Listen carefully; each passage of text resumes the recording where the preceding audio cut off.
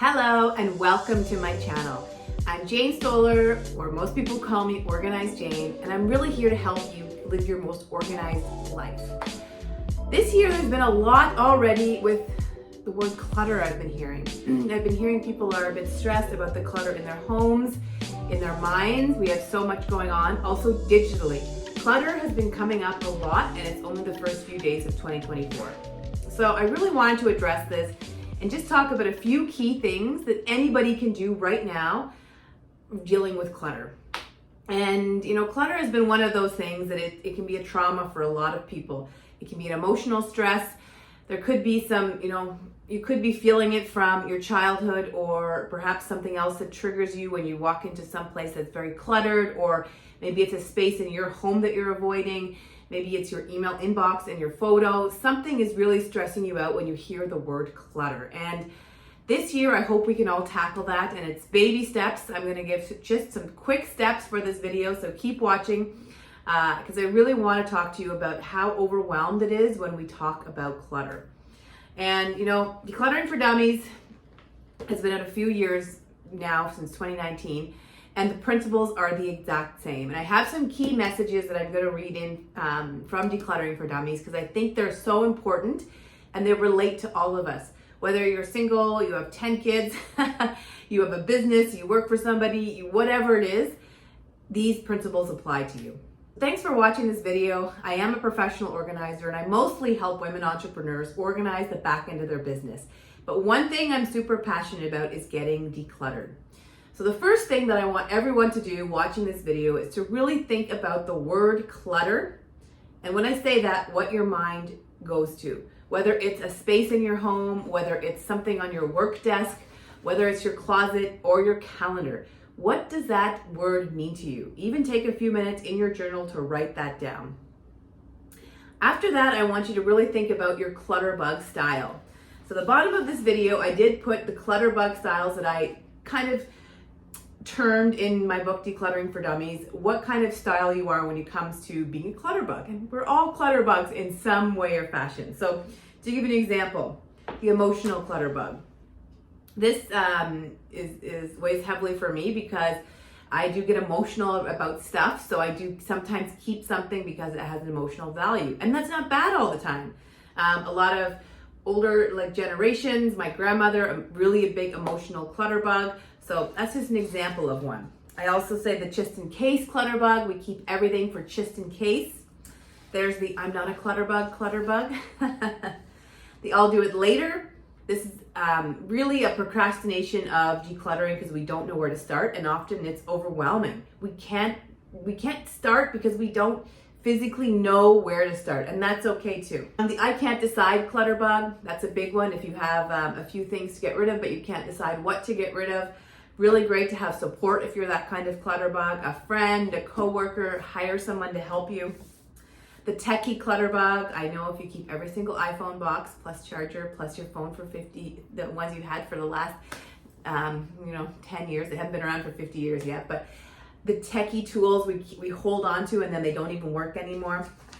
The knowledge clutter bug, you keep, I love books obviously, but if you keep every single online course you've taken or, in-person book course you've taken, or perhaps if you're not sharing some knowledge with people that you should be because you're hoarding it yourself. So that can mean two different things.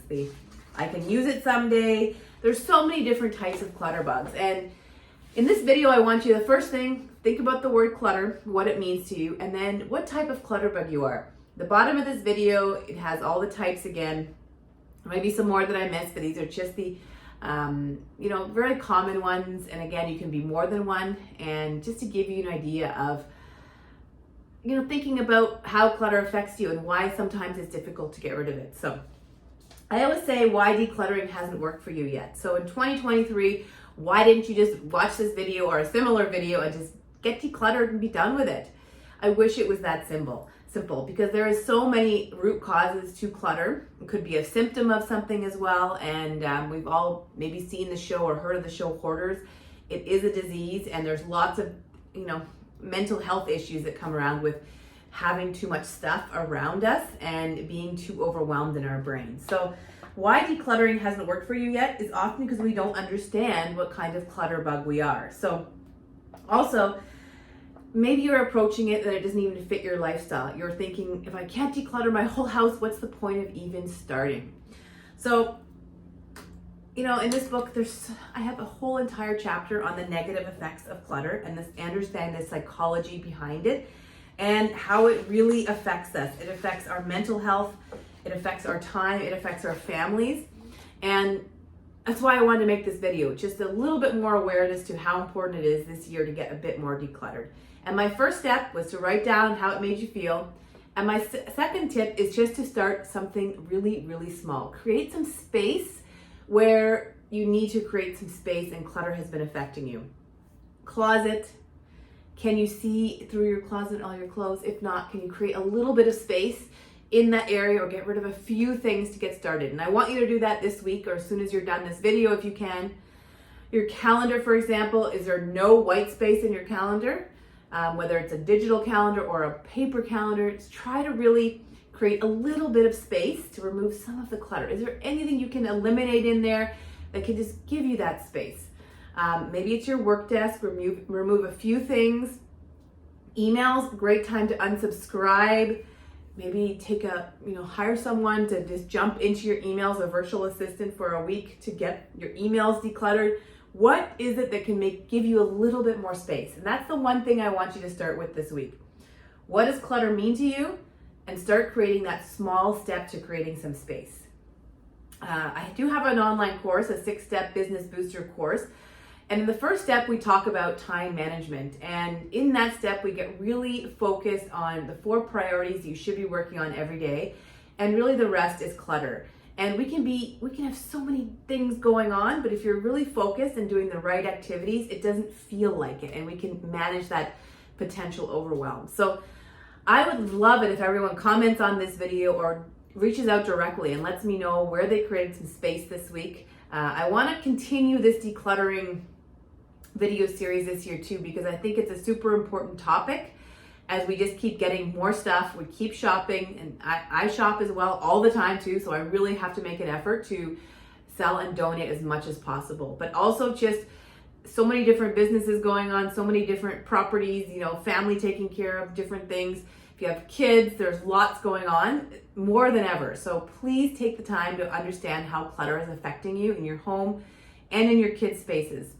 We're doing a lot of research too in my book for Decluttering for Dummies, that the whole chapter on kids and how they are often now stressed because they have too much stuff. So there's lots of different tips in here as well, and I can give you some tips when I research all the families with kids, but we don't want to bring our clutter stress or clutter our kids too much and our families. So this is the first video in this cluttered series. I should say uncluttered series, but the first video to kick off 2024 all about clutter. I hope you liked it. Again, I really want you to create space, whether it be anywhere in your home, your desk, your closet, your calendar, your inbox, wherever it is. Just create a bit of white space this week. Maybe go right after this video and do that and see how it makes you feel. So thank you for watching this. I'm rereading Decluttering for Dummies. You can pick up your copy at any local bookstore or Amazon, but don't buy anything else with there. But really try and keep this decluttering philosophy this year, and I look forward to following your journey. And I hope you like this kind of freestyle video and look forward to sharing a bit more tips this year. Thanks for watching, and I'll see you next time.